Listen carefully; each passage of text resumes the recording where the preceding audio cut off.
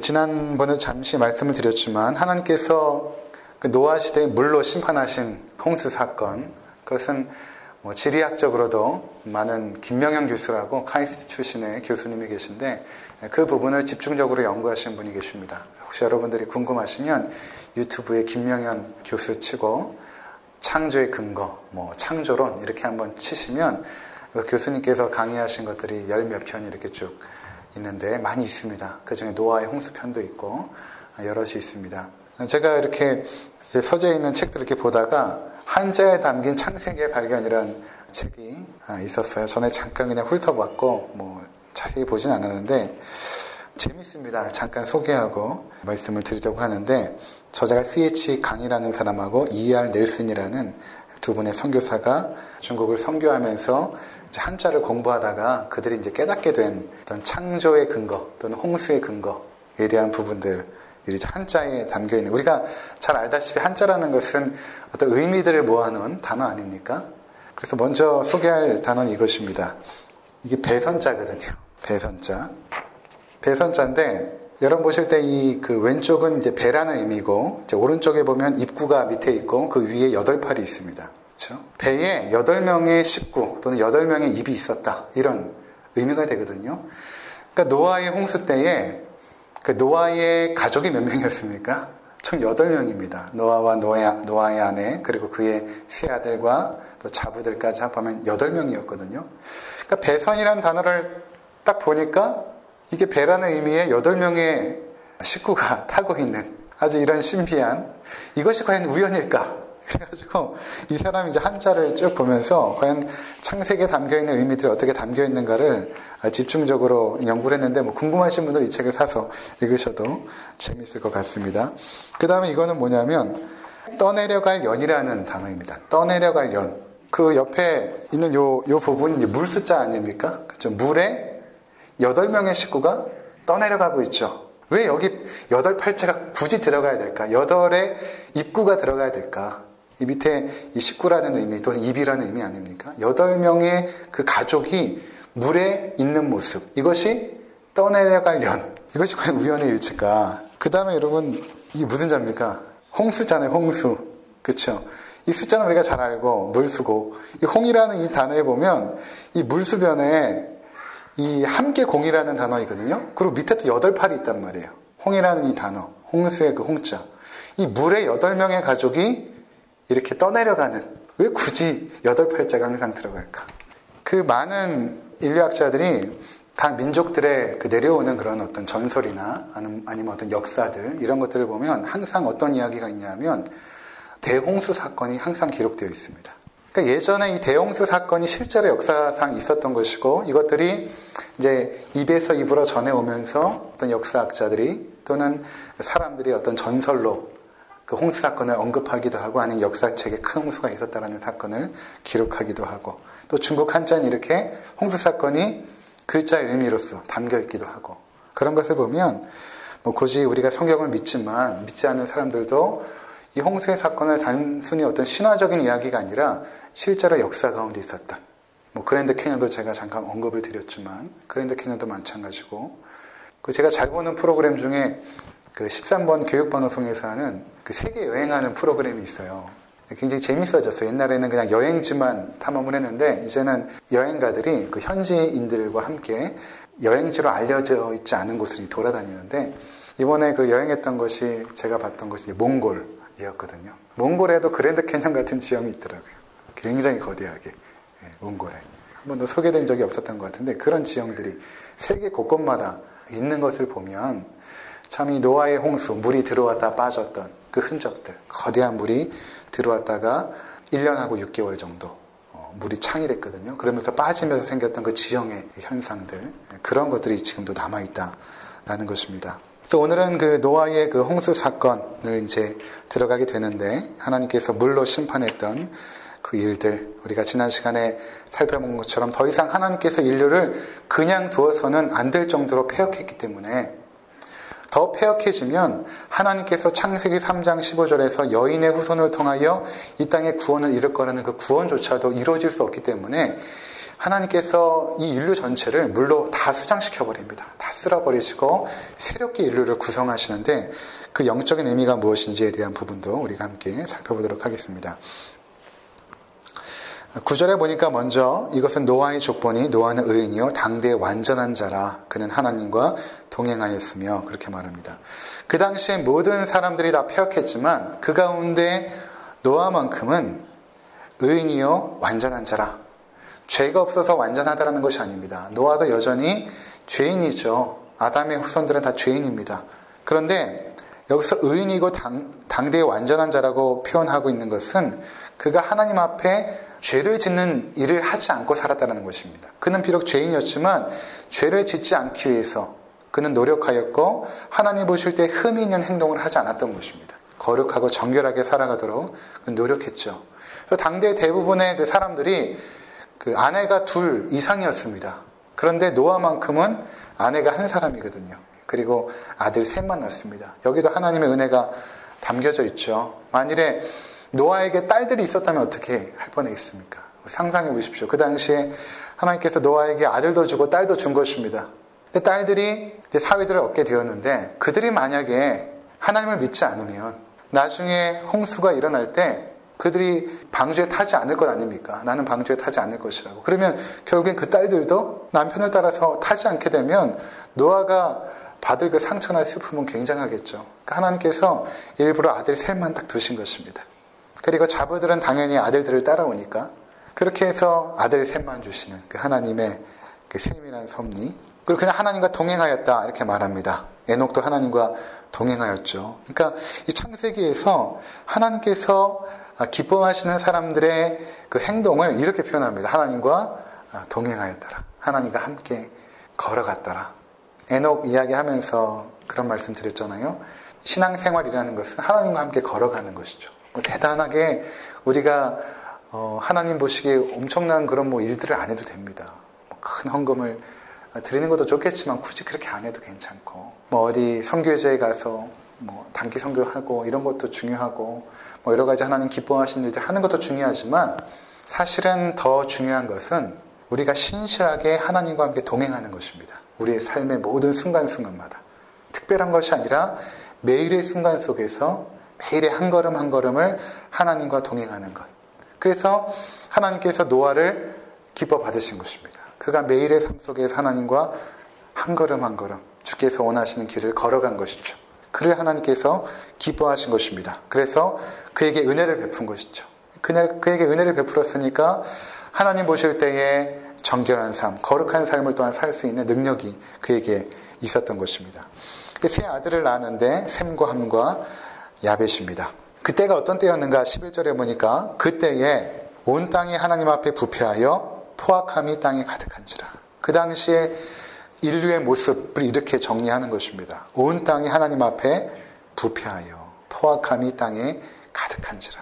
인간들의 그 부패함과 포악함, 나중에 창세기 뒷부분에 가면 새롭게 인류가 구성되어도 그들도 여전히 죄인들이었죠. 그러면서 소돔과 고모라에 대한 이야기가 나오지 않습니까? 그럼 소돔과 고모라 시대를 보면 거기에는 집단으로 강간하려고 하는 일들도 나오고 그것도 동성강간, 동성융간이죠. 집단으로 융간하려고 하는 사건이 소돔과 고모라 땅에서 일어나지 않습니까?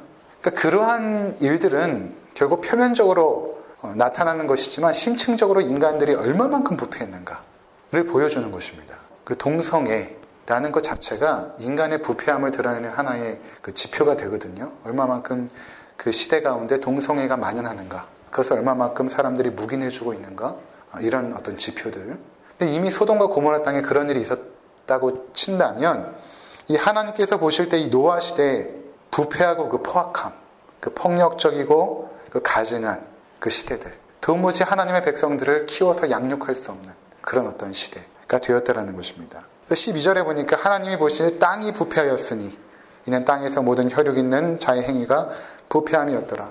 여러분, 인간이 부패하고 타락하고 포악하게 되면 온 인류 전체가 신음하게 됩니다. 그 중에는 땅도 포함되죠.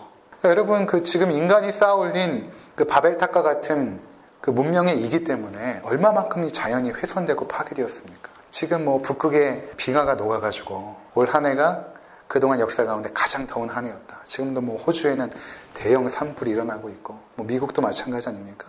대형 산불 일어나고 있고, 그리고 자연의 그 파괴 현상들, 그 바다에 떠 있는 플라스틱, 저기 북극에 가서 물고기를 잡아도 그 안에 있는 미세 플라스틱들, 그 인간이 쌓아올린 그 문명의 이기들의 그 현상들 아닙니까? 그거 우리가 다 먹고 있는 것입니다. 물고기 먹으면서 미세 플라스틱 먹고 있는 것이죠.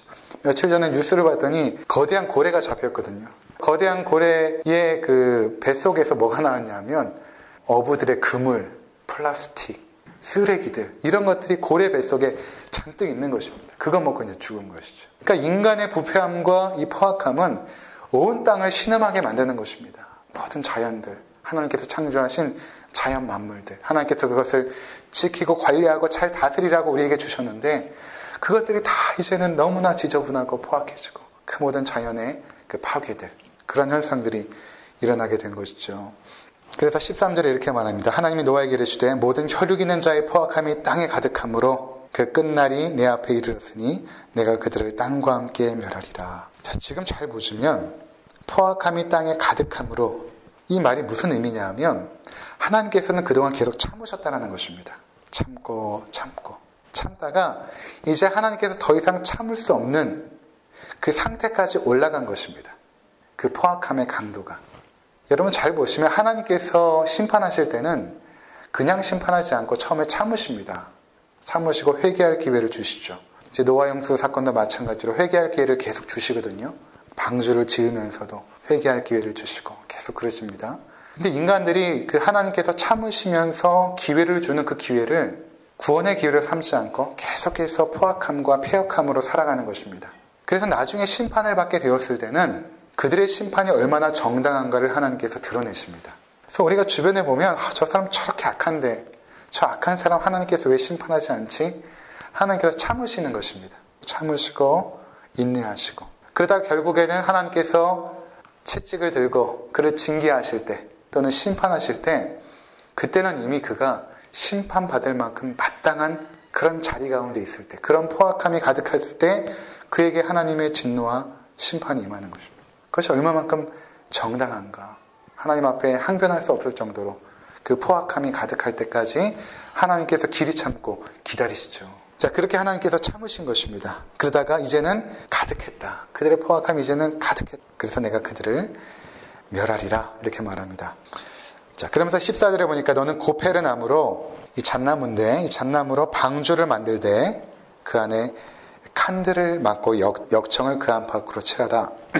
이 방주가 있는데요, 그 크기가 이렇게 나오죠. 15절에 보니까 내가 만들 방주는 이러니 그 길이가 300규빗, 300규빗은 137m입니다. 137m 한번 상상해 보세요. 길이가 137m, 너비는 50규빗, 23m입니다. 23m. 그리고 높이는 30규빗, 14m 이렇게 됩니다. 그렇게 되고 3층으로 이루어져 있습니다. 왜 3층일까? 맨 아래층에는 동물들이 들어가게 되고, 중간층에는 음식들, 1년 6개월 동안 먹을 음식들을 이제 중간에 넣게 되고, 맨 꼭대기층에는 이제 노아와 그의 가족들이 이제 거주하게 되는 그러한 어떤 모습으로 짓게 되죠. 그리고 그 방주 안에는 칸이 있는 것입니다. 각 칸들. 상상해 보세요. 각 칸들이 있는. 그러니까 무작위로 동물들이 들어와 가지고 뭐 난장판으로 이렇게 노아의 방주에 있던 것이 아니라 각 칸들이 있어서 거기가 이들의 보금자리가 되었다는 것입니다. 보금자리. 막 무질서하게 동물들이 섞여 있는 것이 아니라 각 칸들별로 암수 두상이 들어와서 거기서 보금자리로서 있었던 것입니다. 이 칸들이라는 이 원문의 뜻을 보면 보금자리 또는 안식처, 이런 단어거든요. 그러니까 그들이 이 방주에서 안식했다는 것입니다. 이 안식이라는 의미가 이 노아의 이 방주 사건에서 중요한데, 노아의 이름도 안식이라는 의미입니다. 노아가 가진 그 이름의 의미가 안식. 보통 이 히브리인들의 그 이름 안에는 그 사람의 그 정체성이나 그 사람의 인생이 함축되어 있는데, 이 노아의 인생을 한마디로 말하면 안식. 그리고 그가 만들었던 그 방주와 그 안에 있었던 그 각 칸들, 그것도 안식이라는 이름으로 거기에서 함께 그들이 보호를 받게 되었던 것이죠. 그리고 역청으로 안팎을 칠했다는 것은 이 역청이라는 단어도 참 독특한데 이 방부제거든요. 안팎으로 이제 방부제를 발라가지고 이제 물이 스며들지 못하도록 그리고 이 잣나무가 썩지 않도록 만드는 역할을 한 것입니다. 근데 이 그 역청이라는 단어가 여기서는 방부제라는 의미로 사용이 되어지는데 다른 곳에서는 속죄라는 의미로 사용되어집니다. 똑같은 단어가 속죄 또는 덮는다라는 의미가 있거든요. 덮는다. 그리고 이 방주라는 것도 우리가 이제 방주했을 때는 이제 배를 연상하게 되는데 이 원어의 뜻은 테이마 이렇게 말하는데 이 테이마는 나중에 어떨 때 쓰이냐면 상자라는 의미입니다. 상자. 그러니까 하나님께서 한 상자를 만드신 거예요. 그리고 이 상자 안에 노아라는 안식이라는 이름을 가진 노아도 거기서 안식하게 하시고 그리고 하나님께서 창조하신 그 동물들 나머지는 다 멸절이 되지만 하나님께서 그 종족을 번식시키기 위해서 특별히 보호하시는 그 동물들 그들에게도 안식을 허락하십니다. 하나님께서 만드신 그 상자 안에. 근데 이 테이마라는 이 단어가 또 어디서 쓰이냐면 똑같은 단어가 나중에 그 출애굽기에 가면 1장에 그 바로 왕이 그 이스라엘 사람들을 그 첫째 아들들을 다 죽이잖아요.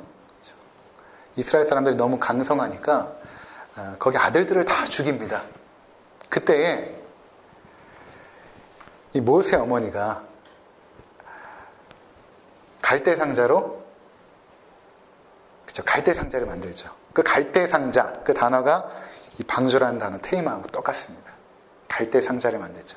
그 갈대 상자 안에 모세를 넣고 떠나 이렇게 흘려보내지 않습니까? 흘려보냅니다.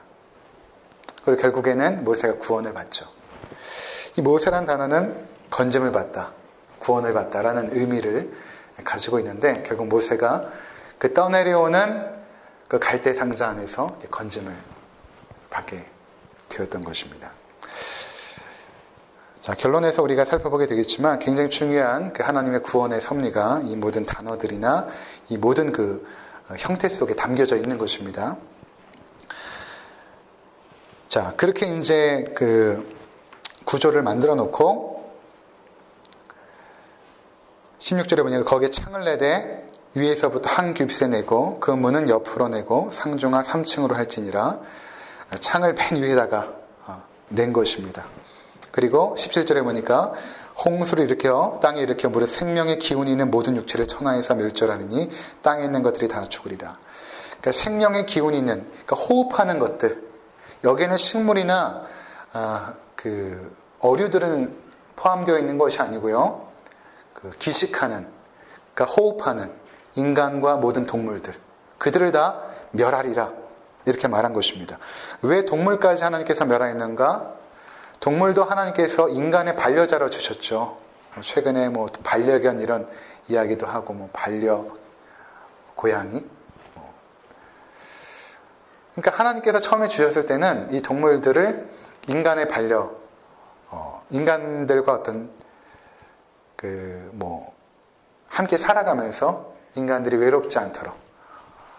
그래서 이사야서에 보면 독사굴에 어린이가 손을 넣어도 물지 않고 사자와 어린이가 함께 뒹구는 이런 모습으로 표현되어 있지 않습니까? 그러니까 처음 창조 때의 모습은 그렇게 우리가 동물들과 함께 이 아름다운 하나님의 창조 세계를 누리는 것이었거든요. 우리에게 허락하신 선물이었습니다.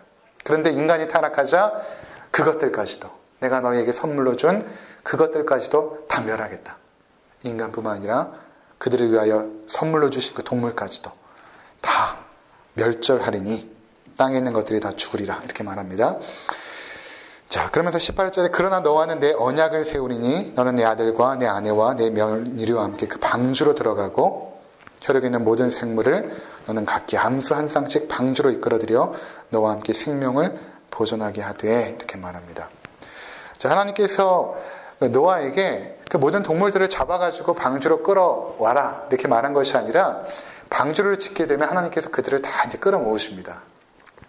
다 끌어모으십니다. 암소 한 쌍씩 다 들어오도록. 하나님의 능력이 있는데 그거 못 하시겠습니까?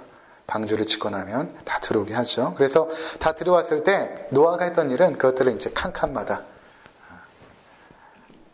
잘 배치해서 그들의 보금자리로 안식할 수 있도록 노아가 그런 역할을 하게 되는 것입니다. 그리고 20절에 보면 새가 그 종류대로, 가축이 그 종류대로, 땅에 기는 모든 것이 그 종류대로 각기 둘씩 네개로 나오리니 그 생명을 보존하게 하리라. 너는 먹을 모든 양식을 네개로 가져다가 저축하라. 이 저축된 것이 이 방주의 세 칸 중에 중간 칸에 들어가게 된다고 말씀을 드렸습니다. 그리고 이것을 너희가 먹을 것이 되리라. 노아가 그와 같이 하나님이 자기에게 명하신 대로 다 준행하였더라. 노아는 이 일을 신실하게 감당하죠. 그 신실함을 하나님께서 기뻐 받으십니다. 그 순종함을 기뻐 받으십니다. 자, 그렇다면 여기에 담겨있는 어떤 영적인 의미가 무엇일까 우리가 살펴보도록 하겠습니다. 아까 말씀드린 것처럼 이 방주라는 것, 이 테이마, 상자, 그 상자의 안과 밖을 역청으로 이렇게 바르지 않습니까? 나중에 이 모세를 감쌌던 그 테이마, 갈대 상자도 마찬가지로 안쪽과 바깥쪽에 물에 빠지지 않도록 코팅을 하는 그런 일을 하게 되거든요. 자, 그런데 이 역청, 이것이 제가 아까 말씀드린 것처럼 여기서는 역청으로 쓰였지만 다른 본문에서는 어떤 의미냐면 덮는다, 속죄 이런 의미가 있습니다. 속죄가 어디서 이루어지는가를 여러분 잘 보면 나중에 출애굽한 이스라엘 백성들이 하나님께서 뭐라고 말씀하시면 내가 너와 만날 장소가 필요한데 그것이 어디인가? 성막이다 이렇게 말씀하십니다. 내가 성막에서 너희를 만나겠다. 근데 너희들은 죄인들이기 때문에 하나님의 임재 가운데 거할 수 없으니까 너희가 성막에 들어올 때는 무엇을 해야 되냐 하면 그들이 양이나 동물의 피를 가지고 이 성막에 들어와서 이 피를 이 동물을 잡고 각을 내어서 그 피를 성막 주위에다 다 뿌리게 됩니다. 마당에도 뿌리게 되고 번제단 앞에도 뿌리게 되고 이 성막 전체 주위에다가 이 피를 딱 뿌리게 되죠. 그러면서 그 안에 성막 안에 들어가 있는 사람들이 하나님의 임재 가운데 거하게 됩니다. 하나님의 임재 속에서 하나님을 예배하고 그분의 음성을 듣고 그분을 경배하는 일을 하게 되는 것입니다. 그 장소가 하나님을 만나는 장소였고 그 하나님을 예배하는 그 장소가 그들에게는 안식의 장소였던 것입니다. 그 성막의 기원을 쭉 따라 올라가다 보면 어디까지 가냐면 바로 이 노아의 방주, 여기서부터 시작이 되는 것입니다. 하나님께서 무언가 모형으로 보여주시는 것입니다. 무슨 모형입니까? 내가 너에게 안식을 주는 모형. 노아라는 이름, 그리고 칸을 만들어서 그들을 안식하고 보호하는 것. 이 안식이 어디서 이루어지는가? 바로 성막을 통하여서. 성막 안에 있을 때만이 우리는 하나님의 보호와 안식을 얻게 되는 것이죠. 이 방주, 그 안에 있을 때에 이 방주가 방향키가 있는 것도 아니고 다시 있는 것도 아닙니다. 그냥 비가 오면 산 꼭대기에 있다가 그냥 물에서 떠 있는 상태로 있는 것이죠. 어디로 갈지 모릅니다. 그 떠 있는 상태에서 오직 하나님만을 의지하도록 위에 창문을 내죠. 그들이 소망하고 바라볼 수 있는 것은 하나님밖에 없다는 것입니다. 위로 창을 내고 거기서 그들은 하나님만을 의지하고 1년 6개월 동안 그들은 항해를 하게 되죠. 도대체 어디 있는지 알지도 못한 채. 얼마나 두렵겠습니까? 근데 그들은 두려워하지 않았을 것입니다. 왜냐하면 노아는 의인이었고 하나님을 신실하게 믿고 평생도록 600년 동안 하나님과 동행하는 삶을 살았기 때문에 하나님을 수없이 체험했을 것입니다. 그 하나님께서 우리를 가장 안전한 곳으로 인도하실 것을 믿었기 때문에 노아는 두려워하지 않았을 것입니다. 그의 가족도 마찬가지로. 여러분, 모세 어머니가 모세를 나일강에 띄어보내면서 마음이 얼마나 아팠을까요? 나의 그 아이. 도대체 어디로 이 아이가 떠내려갈까? 하나님께 맡기고 떠내려 보낸 것입니다. 하나님께 맡기고. 근데 하나님께서 참 놀랍게도 역사하셔서 그것을 애굽의 파로의 아내가 그것을 건져내고 모세는 왕궁에서 살게 되지 않습니까? 이러한 떠나보냄, 이게 이제 어머니들의 마음 아니겠습니까? 딱 떠나보내면서 하나님께 맡기는, 어디로 갈지 알지 못하지만 하나님께 그들의 앞길을 맡겨드리는. 이 방주에서 이제 성막으로 왔을 때에 그리스도의 백성들, 하나님의 백성들은 이 성막 안에서 수많은 양의 번제, 동물의 번제를 통하여 그들은 안식을 얻게 됩니다. 죄가 사함받고 하나님의 백성으로서 예배하게 되고 하나님의 음성을 듣는 그 놀라운 역사들을 이 성막 안에서 경험하게 되죠. 근데 나중에 이스라엘 백성들이 가나안 땅에 들어갔을 때 하나님은 더 이상 이동식 성막을 너희들이 만들지 말고 성전을 만들어라. 이렇게 말씀하십니다. 다윗 왕이 짓고 싶었지만 나중에 말년에 하나님 앞에 범죄하게 되죠. 그래서 다윗이 시작하지 못하고 그의 아들 솔로몬 때에 드디어는 예루살렘 그 산 위에다가 아름다운 그 솔로몬의 성전을 짓습니다.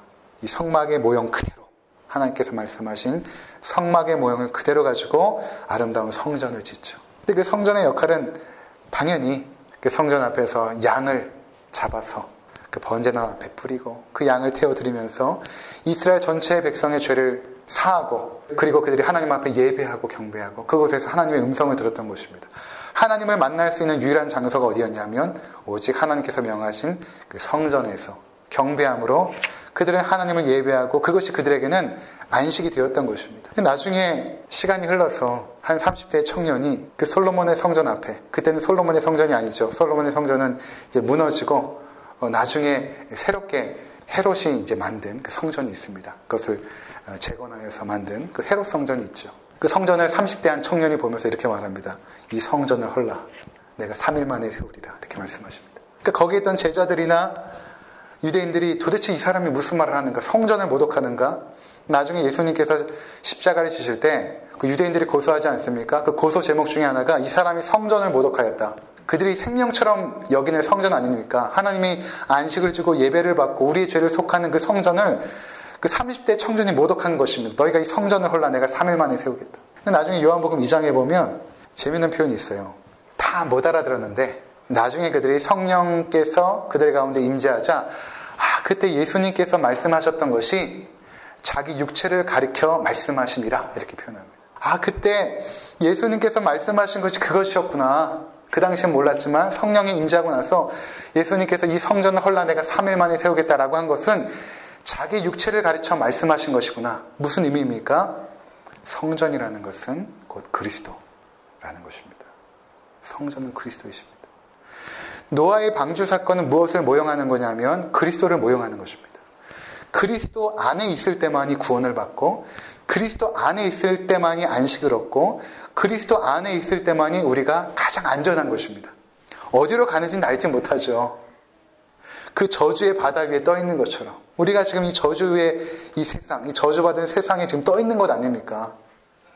그리스도 안에서 떠 있는 것입니다. 어디로 갈지 알지 못합니다. 그냥 우리는 그리스도를 신뢰하면서 주님께서 우리를 인도하신 대로 가는 것이죠. 근데 모세 때 보여준 것은 가장 최선의 장소로 우리를 구원하시는 그 인도하심이 있었던 것입니다. 그래서 결국 이 노아의 방주가 우리 가운데 보여주는 것은 그리스도의 구원, 그것을 모형으로 이미 창세기에서 보여주신 것입니다. 너희가 그리스도 안에만 있어야 된다. 그래서 노아의 8 식구가 들어가고 나서 노아가 문을 닫지 않습니까? 않습니다. 하나님께서 문을 닫으십니다. 그 모든 구원의 처음부터 끝까지 하나님께서 역사하십니다. 노아는 그저 순종하죠. 나중에 요한계시록에 보면 요한이 19장 20장 넘어가면서 하늘에서부터 새 예루살렘이 이렇게 내려오는데 그 저자인 그 요한은 환상 가운데서 그 새 예루살렘 성이 이렇게 쫙 내려오는데 예루살렘 성이 예루살렘 성 되기 위해서는 그 안에 성전이 있어야 되거든요. 성전이 있어야 예루살렘의 가치가 존중을 받는 것입니다. 그러니까 요한이 당연히 그 예루살렘 성이 내려올 때 무엇을 찾기 시작하냐면 성전을 찾기 시작합니다. 우리 함께 찾아볼까요? 요한계시록 21장 1절 2절 함께 읽도록 하겠습니다. 시작. 또 내가 새 하늘과 새 땅을 보니 처음 하늘과 처음 땅이 없어졌고 바다도 다시 있지 않더라. 또 내가 보매 거룩한 성 새 예루살렘이 하나님께로부터 하늘에서 내려오니 그 준비한 것이 신부가 남편을 위하여 단장한 것 같더라. 이 새 예루살렘이 이제 내려옵니다. 그 새 예루살렘은 다름 아니라 성도들입니다. 이미 하나님 나라에 올라간 그 성도들. 신부가 남편을 위하여 단장한 것처럼. 자, 그런데 3절에 보니까 3절 함께 읽습니다. 시작. 내가 들으니 보좌에서 큰 음성이 나서 이르되 보라 하나님의 장막이 사람들과 함께 있음에 하나님이 그들과 함께 계시리니 그들은 하나님의 백성이 되고 하나님은 친히 그들과 함께 계셔서 하나님의 장막은 성막이죠. 성막. 성막이 그들과 함께 있다는 것은 무슨 의미냐? 하나님의 임재가 지금 충만하게 임하였다. 지금 하나님의 임재가 너희 가운데 충만하게 임하였다 라고 말합니다. 자, 그러면서 이제 요한은 중요한 게 무엇인가 하면 그 성전을 이제 찾는 것입니다. 10절 한번 보겠습니다. 10절. 성령으로 나를 데리고 크고 높은 산을 올라가 하나님께로부터 하늘에서 내려오는 거룩한 성 예루살렘을 보이니 하나님의 영광이 있어 그 성의 빛이 지극히 귀한 보석 같고 벽옥과 수정같이 맑더라. 그 예루살렘 성이 너무나 아름답다라는 것은 무슨 의미냐면 그 성 자체가 보석으로 꾸며져 아름답다는 의미가 아니라, 예전에 내가 본 천국 그런 책 때문에 무슨 천국이 무슨 각종 보석으로 이루어진 것처럼 생각하는 것이 아니고, 이것은 성도들의 아름다움을 표현하는 것입니다. 성도들의 아름다움, 신랑을 위하여 준비한 그 신부들의 아름다움이 마치 보석처럼 이렇게 아름답다라고 지금 말하고 있는 것입니다. 그러면서 쭉 그 성전을 보면서 그 모든 것들이 보석처럼 아름다움을 이제 쭉 표현하다가 22절, 성 안에서 내가 성전을 보지 못하였으니 이는 주 하나님 곧 전능하신 이와 및 어린 양이 그 성전이심이라. 그 성은 해나 달의 비침이 쓸데없으니 이는 하나님의 영광이 비치고 어린 양이 그 등불이 되심이라. 만국이 그 빛 가운데로 다니고 땅의 왕들이 자기 영광을 가지고 그리로 들어가리라. 성전이 없는 것입니다. 하나님의 장막이 이 땅에 임했는데 성전이 없는 것입니다. 무슨 말입니까? 여기 이렇게 표현되어 있죠. 이는 주 하나님 곧 전능하신 이와 및 어린 양이 그 성전이심이라. 예수 그리스도가 우리의 성전이 되신다. 그래서 그 예수 그리스도의 찬란한 빛 가운데서 성도들이 함께 그 아름다운 천국의 영광을 누리고 있기 때문에 그곳에는 더 이상 해나 달의 빛이 필요가 없는 그 영광의 주의 빛 앞에서 살게 되는 그날을 지금 요한이 보고 있는 것입니다. 그러니까 결국에는 노아의 방주는 우리 가운데 무엇을 가르쳐주고 있는가? 예수 그리스도. 예수 그리스도 우리 가운데 가르쳐주고 있는 것입니다. 그 안에 있을 때만, 그리스도 안에 있을 때만 너희가 오직 구원을 받게 된다. 그리고 그 바깥에 있는 것은 다 저주입니다. 그래서 요한계시록에 보면 바다가 저주의 상징으로 나옵니다. 그래서 21장 우리가 1절 읽었죠. 바다도 다시 있지 않더라. 그 저주의 바다가 없어진 것입니다. 하나님의 진노와 심판의 바다가 없어진 것입니다. 뭐 나중에 우리가 새 예루살렘이 내려올 때 새 하늘과 새 땅이 되면 바다가 그럼 없어지면 어떻게 되는가? 그 이야기가 아닙니다. 바다는 있습니다. 그 아름다운 바다가 왜 없어지겠습니까? 이 바다는 무엇을 상징하냐면 이미 노아 시대 그 저주와 그 심판의 바다를 상징하는 것입니다. 나중에 출애굽할 때 그 모든 바로의 군사들이 어디에 수장되었습니까? 바닷물에 수장되죠. 저주를 상징하는 것입니다. 나중에 예수님께서 이 땅에 오셨을 때에 그 저주의 바닷물을 밟고 걸어가시지 않습니까? 그리고 베드로를 구원해내지 않습니까? 다 하나의 그림으로, 모형으로, 상징으로 우리 가운데, 너희 가운데 구원이 무엇인가? 오직 예수 그리스도만 통하여서 너희가 구원을 받고 그 안에 있을 때만 너희가 안전하다 라는 것을 우리 가운데 가르쳐주고 있는 놀라운 말씀이 되는 것입니다. 아무쪼록 사랑하는 모든 성도님들께서 그 거룩하신 그 예수 그리스도, 그분 안에 거하시고, 그분 안에 거할 때 어디로 우리를 끌고 갈지 알지 못하지만 그 안에 있는 것이 가장 안전한 것입니다. 하나님을 신뢰하시고 노아처럼 하나님과 동행하는 삶을 사시는 믿음의 길로 걸어가시기를 주의 이름으로 간절히 기도합니다. 기도하시겠습니다.